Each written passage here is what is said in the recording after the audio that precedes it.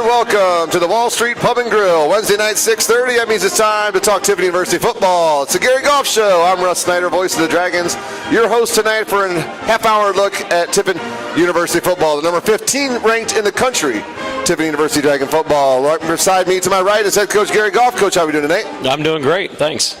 Another big win last week, improved to 9-0 with two big ones remaining on the schedule. But as you say, every week you got to win that week. It's in front of you, and that's what you guys did last Saturday. Went to Lake Erie and got yourselves a W. We did, and that was the most important thing. And, we came out of there healthy and with a big win, and now we're moving on.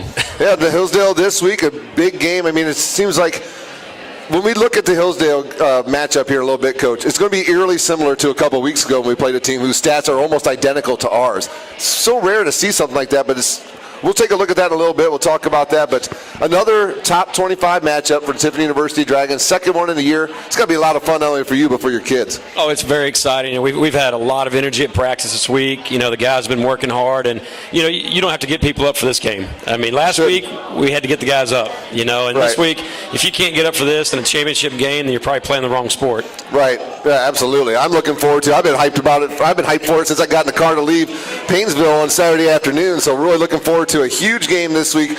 Two really good football teams, and what basically is the Great Midwest Athletic Conference Football Championship will be coming up this coming Saturday. Let's take a look first back at the game up at Lake Erie, game played against the Storm, who winless on the season. But as you said, you never want to give a team like that an opportunity, make them believe that they can actually get the win. And for a while there in the first half, they were feeling like they could play with you guys and that they had a chance in that game. Absolutely. We just came off a big emotional win against Ohio Dominican. Yes. And, then we're turning on the film, and our players are looking at Lake Erie and their record. And, we fought against that all week and let them know, look, this is a trap game. This is what they're called.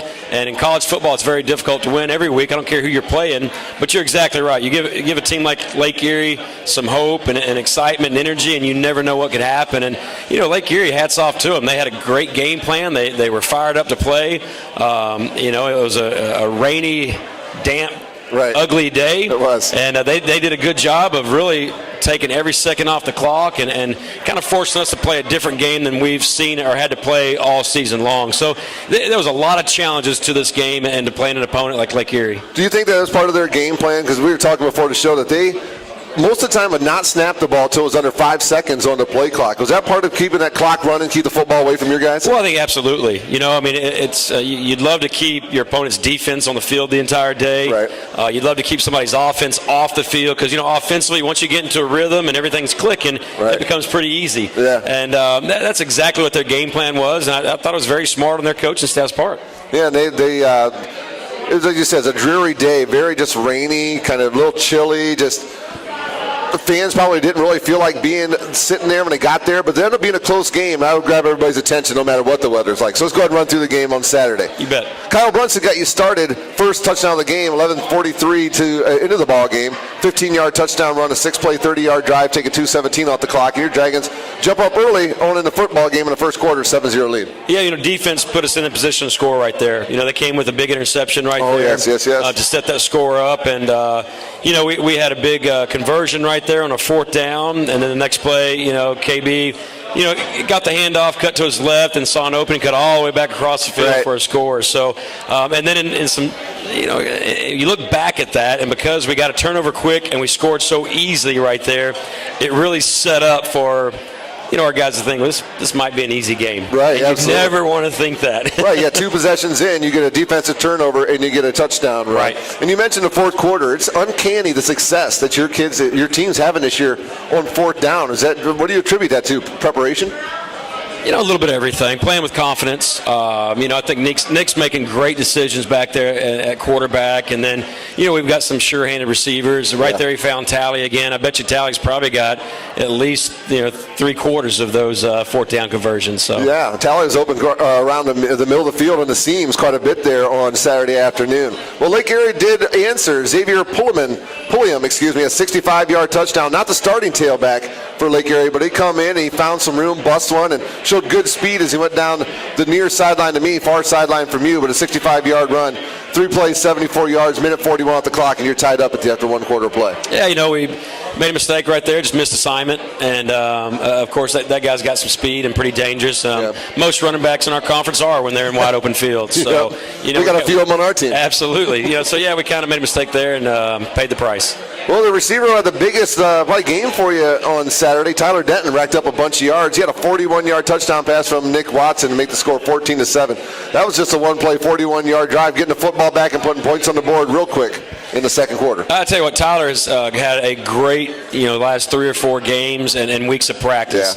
I think it's kind of setting in with him. He's a senior, and he knows he's got a couple of games left, and he's been attacking every day and every rep, and hopefully that continues, and it has. It kind of spreads throughout that offensive receiver group right there, because it's great to see him making big plays in the game right there, because he's earned it throughout the week at practice. He seems like one of those guys that if he wasn't on a team with such a talented group, that he could be a guy for another team that could get you 8-10 catches, 120, 150 yards a game. He's got that kind of talent. Well, was it 3 years ago now? He transferred to us as a freshman and had that horrible staph infection. Yes, and ended up having to have a medical redshirt that year. But, he played the first game that season right there and had some really nice catches against Grand Valley that year.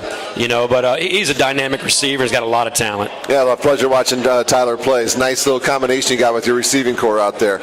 Lake Erie battled back to tie it up. 26 seconds left in the first half as Javarian Smith, the quarterback, goes from 8 yards out. 3 plays, 70 yards, in only 44 seconds. And what do you know, at halftime, you guys are all knotted up at 14. Yeah, we had a chance right there. We had a big play, I think, with, 19 seconds left on the clock right there. Unfortunately, we couldn't punch it in right before half. I think that really would have swung the momentum a lot earlier. But, it's 14-14 game at half. What I was proudest of the team about that is, as his coaches are talking before we go into the locker room about adjustments and whatnot, I could hear our quarterback behind closed doors talking to the team about, hey, nobody needs to panic. This is just a challenge. This is just adversity we always talk about. This is a test for the weeks to come, because we could be in this situation, next week or the week after. So, we were still not happy about how we were playing, but I was put at ease right there because I heard our quarterback step in that leadership role right there, and then I heard other guys on the defense side kind of saying the same thing. So, I kind of had this sense that we're going to be just fine. Just go out there and continue playing. Second week in a row, you've mentioned your quarterback stepping up as a leader and being vocal in a situation when your team needed to hear it. It's important for your quarterback to be that guy. Everybody knows a quarterback's got to be the leader of the football team, whether he wants to or not. And it seems like your young man Nick Watson is really starting to accept that role even more and more as each and every week passes by. He is, he's grown a lot since last year, but I think he's grown a lot, since this season, and it's exciting, because if you got a quarterback that's your leader and wants to work hard, and on top of that is a really good football player, then the sky is the limit for your team, because that just spreads. Yeah, crazy couple of minutes there at the end of the half there in that game with the Dragons, as you said, had an opportunity to get points on the board. Just seemed like a lot of the action of that first half came in that last couple of minutes. But as I said, the halftime score was 14-all, and then the Dragons score first in the third quarter. 2-point style with a safety. Tell us about that one. Well, just our defense. Our defensive line came out there and made a statement, and great push right there up front. They were backed up, and getting that safety right there was good to see, and it's always nice to score on the defensive side. And what does it do for the rest of the team when that defense comes off the field after getting points on the board? You know how they like it, how much it makes them feel. How about the whole team? Oh, absolutely. Well, you already know you're going to start off with great field position, because they're going to more than likely punt the ball back to you, rather than kick it off. So, and they did. So, it sparked us right there in that third quarter. That's exactly what we needed. Yeah, you had scoring Lake Erie fairly handily in the second half. Also in the third quarter, Kyle Brunson once again 34 yards out goes. Kyle, six plays, 75 yards, and 229. Now you have your biggest lead of the game as you have a lead at 23-14 as you're getting ready to enter the fourth quarter play.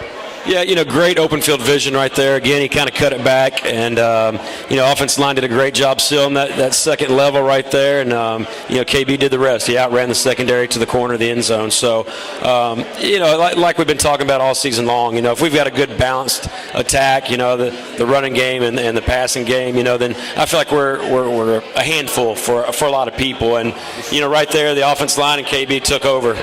I talked to, just reminded me of you saying that, I talked to a gentleman who lives down the road from me. He was here yesterday, the day before, and he was at the Ohio Dominican game. And he hadn't been to a Tiffin game in probably 7 or 8 years. And he was just like, oh my gosh, I couldn't believe. He goes, that is real deal football you guys are playing down there. You guys got real deal football players. So somebody who hadn't seen the program in a little bit of a stretch saw it, and he noticed the difference right away. So I want to make sure I pass that along to you. That's awesome. He was complimentary of your kids, that's for certain. So about looking like real football team out there. Appreciate that. Fourth quarter, Desmond Turner, he's a running back for Lake Erie, but they use him out wide out quite a bit, trying to get, I think he's the kind of guy they try to get an athlete in space type situation. 15-yard pass from Javarian Smith. The kick was good. And after the 4-play, 23-yard drive, lo and behold, it's back to a 2-point ball game, 23-21. Yeah, they made a heck of a play right there. They really did. It felt like we had him covered, but he made a diving catch out of bounds and kept his knee hit in. But it was a bang play right there in the corner of the end zone. And hey, great throw, great catch by them. Hard to defend right there. So yeah, it's still a ball game, and still nobody's panicking. Knows that we got a lot of football left. Well, I was panicking at the press box. I'll say that, but I'm allowed to. We're trying to sell tickets, right? Yes, I'm allowed to. Yeah, absolutely. I'm trying to draw listeners, trying to sell tickets. All right, Tylen Rice, a freshman, very talented freshman running back from 4 yards out. It's a pass from Nick Watson. The Dragons execute on the board at the 9:57 mark. 7 plays, 23 yards in a minute. 7 plays, 83 yards in 2.5 minutes. And now you got that lead back up to 30-21. Yeah, that play right there was set up by a great block by Tyler Ditton again. Yeah. Tyler, blocked the corner right there, and then, push cracked on the linebacker right there. So he kind of took 2 with him, and then, Rice just kind of walked around the edge. So it was kind of like we drew it up, I guess. I think that the next one's going to draw a smile from somebody who's sitting pretty close to us here. Dragons score again in the fourth period at the 9:38 mark. A.J. Wright, a 20-yard interception return. The kick was good, and the Dragons 37-21. We talked about how the team likes you coming off the field after a safety. How's the team like it when you come off with a defensive touchdown? Oh, you go into party mode. Yes, you go into party mode, and it's kind of funny right there. He scores, and he's running off the sideline, and everybody's looking to give him a high five or hug, and he forgets that he's on the PAT, so he's got to halfway turn around and go back on the field. So the whole sideline is still kind of waiting on him. Right, hold my spot, guys. Exactly. So, what a great play right there. Our defense line always gives us fits with our screen game. Yep. So it's great to see that translate over into a game right there. I joked with him Sunday, with the rest of the team that, AJ's been in my office 3 times all week trying to play tight end, and us dropping another touchdown for him. But but we can't do that because the other D line would be very jealous and upset at me. Right. But, a great play. Anytime your defense can, get points on the board, but, more importantly, your D line, comes up with an interception like that and scores. That makes you feel good. Oh, absolutely fantastic. And it's like you said, I don't think a defensive lineman wants to do anything more in a football game than get a chance to take that football across the goal line and put some points on the board. He's been dreaming of that since he's little, right? He's not. If you don't know, AJ's sitting right across from him. He's took a break from his wings to give Coach a nod there real quick. But Dragons score again in the fourth quarter. Joe Haricall, a 21-yard field goal, off a 6-play, 37-yard drive. Now the Dragons, final points on the board. He scores at 40-21. Feeling pretty good, but Lake Erie wasn't done yet. Yeah, we made a decision right there. Let's get some young guys in and get them some reps. At that point, I thought that was more important. That was, early in the fourth quarter right there. But, it's good to get, your 2s and 3s some experience. And just as important, it's good to get your starters out of harm's way. Yep. So, yeah, we coming away with a big victory right here. It was easier said than done because, for 2 weeks now after the ODU win, we've had everybody talking about the conference championship and what it's going to be like at Hillsdale. But, we still had work to do. Right. And Hillsdale did too, but they had a game at home. Sometimes that's a little bit easier than traveling on the road. So, it was good for us to end the game this way and get some guys in and get some extra playing time and leave this game healthy. Lake Erie scored one more touchdown, and your final score was 40-28. As Coach said, the Dragons take home the victory. And you mentioned getting the 2s and 3s, some playing time out there. It's important for them to get the reps in practice, but it doesn't compare to getting the game reps at all, does it? Oh, you can't replace game reps, and it's good to see some of those guys out there. I tell you what, Marquette Dixon has had a great month of practice, and when he got into the game right there and had a few carries, you can see how powerful and fast that young man is. So, it's great for everybody for a win like this. And as you said, every week it's just we play for Saturday, we win Saturday, then that's behind us. We move forward to who's on our schedule the next Saturday. It was still, several touchdown win, and there's no such thing as an ugly win. No, you've told me that already this year. And I tell people all the time, watch college football. It is difficult to get a win every Saturday. I don't care who you're playing. Right. And you can ask Ohio State, all the way down to USC and Georgia. Alabama's probably the only one you can't answer. Yeah, you can't say that about Alabama anymore, can you? So the Dragons, as I said, do win and improve to 9-0. And when we look at some of the numbers, Coach, it's something that both teams probably look at and wish they could have done better is your guys' third down efficiency on Saturday. Dragons and Lake Erie both struggle, but probably got to credit some of that to the defense on the other side of the ball, too. Yeah, you do. And there was some mishaps. Like we talked, it was a damp, rainy, nasty day. Yeah. And, we didn't have total focus on a few plays and had some, I guess silly mistakes is what I could call them. But, it's behind us now, and we talked about it Sunday, and we were honest with the players up front. Hey, we get it. Very difficult to get up for a game like that. Right. But yet it's got to be done, especially if you want a shot at playing for a championship. So, I don't think we're going to have trouble getting up for the next 2 weeks. We're playing two great football teams, but, we're focused this week on Hillsdale and being 1-0. Well, we invite a student athlete up here to join us now, Coach, a young man who works on your defensive line, and talk about the young man wearing number 94, Amon'Ra Clay. Yeah, Amon'Ra Clay was a transfer to us. He's been here for 2 years with us and been a pleasure to coach. He's really helped us solidify that defensive line. He's an interior D lineman for us, and we've got a lot in common, but we don't. Okay. Well, so we're going to learn more about that. Well, we're both called Georgia home. Right. But he's a big Falcons fan. I'm a big Saints fan. So, he hadn't talked to me all year about NFL football because, poor Falcons aren't having a great season. And the Saints are pretty darn good. But let's not forget about the Chicago Bears. That's a good football team, too. Amon'Ra Clay, how you doing, buddy? I'm doing good. How about you? I'm doing well. Thank you so much for joining us here on the Coach Gary Goff Show. So how's it feel to be part of an undefeated team with only 2 weeks left in the regular season?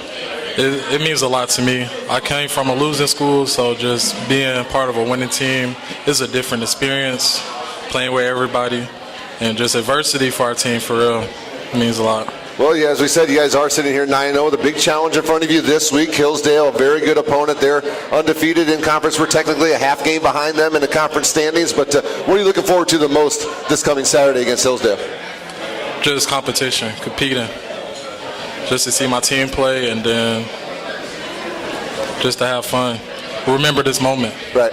Right. These are the games you grow up dreaming of, right? Playing for a championship, playing against the number one team, all this stuff. So I feel like the guys, we just got off the practice field. I feel like the guys have had so far a great week of practice. Excellent. Well, you need a great week of practice to have a great week or have a great game on Saturday. So you're a defensive lineman. You got to see another one of your defensive linemen score a touchdown. Is there any jealousy in there for you, or something you've been hoping you get a chance to do too? I'm a psychology major, so I'm going to let you know now. I believe everybody has their jealous times, but it's also a part in you that I still want to be happy for him. Absolutely, yes. Of course I want to be me, but it's not me, so I still got to be happy for him. So I celebrated with him. I didn't show any jealousy or anything like that. Well, I wanted it to be me, but it's all right. Well, didn't you get the big block? Yeah, I still got the blitz block. Yeah. Yes. Well, yes. So just make sure you remind him you don't have that 6 without me. Is that right? I told him that. Well, as much as you'd want to score, you got to feel great to see one of your fellow guys, in your group, the defensive line group, somebody getting your defense puts a safety on the board. Yes. Then you get to put a touchdown on the board. You have to be awful proud of your team, or your teammates on Saturday. Very proud. Now this Saturday you're playing against a team who is, as we said, we talked about how good their record is. A big quarterback. These guys played against a quarterback of this kind of size, 6'6", 265 pounds. Played against a quarterback of that kind of size? The only quarterback we can remember is who's that? We played at home, I think, for homecoming. Oh, it was a big quarterback. You're thinking probably of Kentucky Wesleyan. Yes. That kid's pretty big too, Okay. but I don't think he's this big. Not this big though. He's bigger than me. Yeah, I've been watching their film online. He's noticing at that position being that kind of size, but. Well, yeah, he's a big, strong, and really sneaky athletic guy. He can run too, and he's been making good decisions. He's a senior for him, played a lot of football for Hillsdale. He's been running that offense, pretty much to a T. They've been a handful for everybody they've faced so far. So, we've got our hands full with that young man, and then they got some talented, backs and receivers around him, and that's not to even mention the size of the offensive line that you got to bang with the whole game. Well, Hillsdale's always a good quality football team. Even if they have a down year, they're a team that's going to give you fits no matter what. But let's go back to this. You two here. You're a Georgia guy? Yes. Okay, and you transferred here from VMI, right? Yes, sir. Okay, so when you were leaving VMI, you wanted to look for some new place to play football. How did Tiffin get on your radar? I think my defensive line coach knew somebody here, the old quarterback coach that was here. Okay. So in my transition, he hooked me up with him. And then I got to talk with Coach Goff and my defensive line coach, and they settled the deal from there. So after you met with everybody here, what was it that made you think, yeah, okay, this is where I want to come? Was it the interaction you had with the coaches, with the fellow players, just something just feel right for you here on this campus? I just needed a second home. So there was the first school that called. All the other schools, I think, were Division III. I didn't want that big of a drop. Right. But Tiffin called me. I saw there was a winning program, and that's what I wanted for myself. So I was like, why not come here and be a part of that? Well, it's worked out pretty well this year so far. Yes. What was it about when you saw Amon'Ra on film, Coach, that made you think, hey, this guy here can help us on our defensive line? Well, we saw a big athletic guy, had good hands, good feet, and was powerful and explosive. At the time, we were not nowhere near as deep as we are right now with our defensive line. And, I think that defensive line and offensive line position, you're always looking, to get better. And we saw that in Amon. And then, once we started talking and realized where he's from, we had a lot in common. I didn't realize he was a Falcons fan. I didn't hold that against him. My wife's a Falcons fan too, but well, I was going to say you can't be too much against the Falcons with who else lives in your home. Your wife is a big Falcons fan. Are you a Braves fan? Not a Braves fan. I grew up being a Yankee fan. Hey, man, it's been great, buddy. Good to see you, man. Have a great night. Now, who'd you say you grew up rooting for?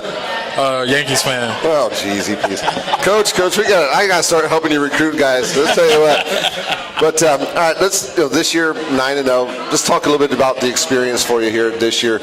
These guys have been here for 4 years, been through the grind. You come in, a late addition to the program. Not coming here as a true freshman, but just talk about the grind this year that you guys have put in and how it's paid off on the football field with W's. We grind in the off season. We was here in the summertime, and then for camp is what it really started for us. I met a lot of other defensive linemen that came in and transfers, and then a lot of freshmen stepped up for us too. And we had I think 2 injuries, so we had a lot of young guys step up for us.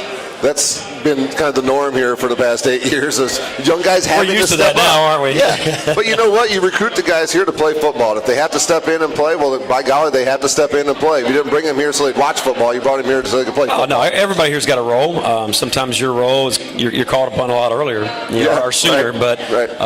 No, I mean Amon, like I said, he's worked hard, been a great addition for us. A great young man's going to have a bright future in whatever he decides to do.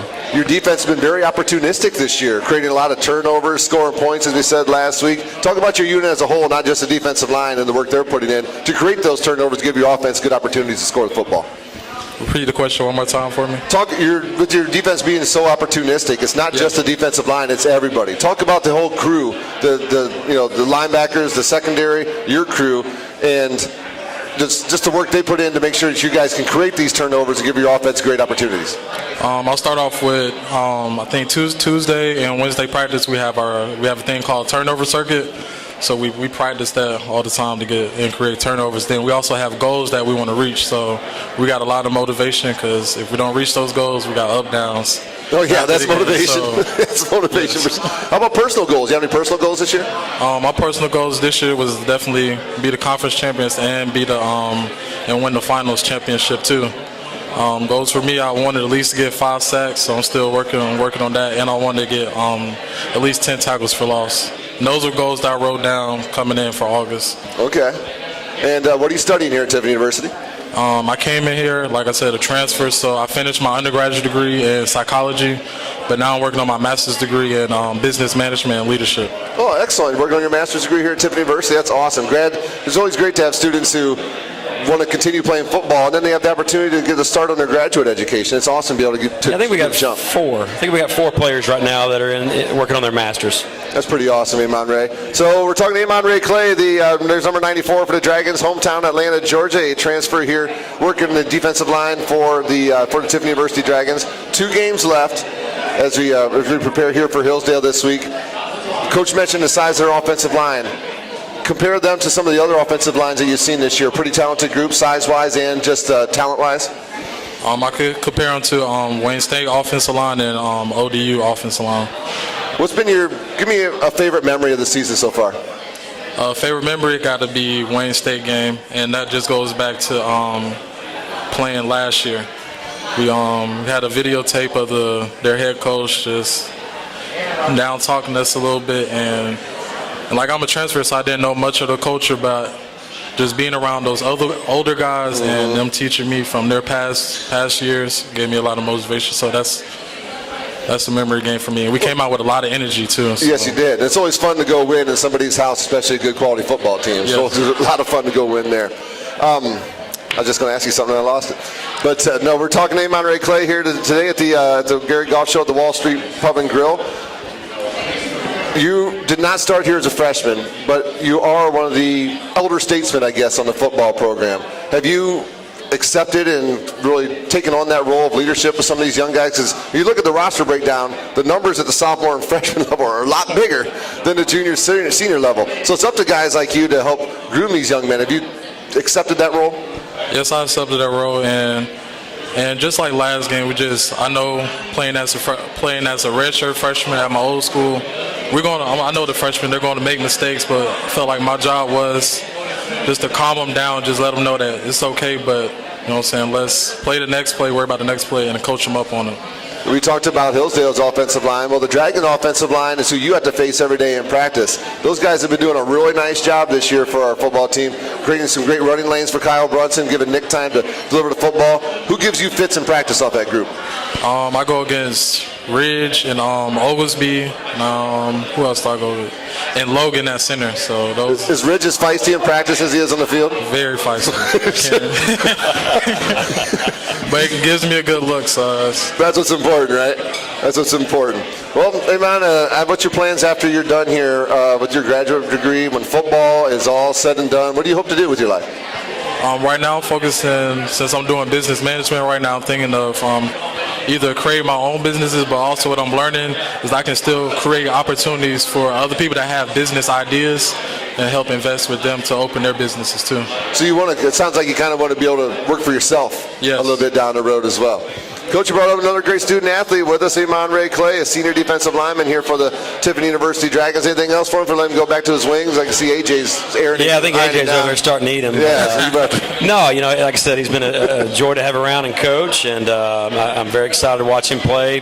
These next several games, they're big matchups for us, and they'll be won and lost in the trenches. We know that. Yeah. So. It's great to have some depth at the defensive line, great to have depth at the offensive line. Amon'Ra Clay, please keep doing what you're doing, man. It's been a lot of fun this year, and I cannot wait for Saturday. I'm still looking forward to it. I'm sure you guys are chomping at the bit just as much. Yes, sir. All right, it's Amon'Ra Clay here, our guest on the Gary Goff Show. Coach, just a few minutes left here, and let's talk a little bit more about Hillsdale. We talked about their quarterback. You mentioned running games, always solid. They got a couple good wide receivers, but we didn't really mention on defense. Let's talk a little bit about Hillsdale on defense.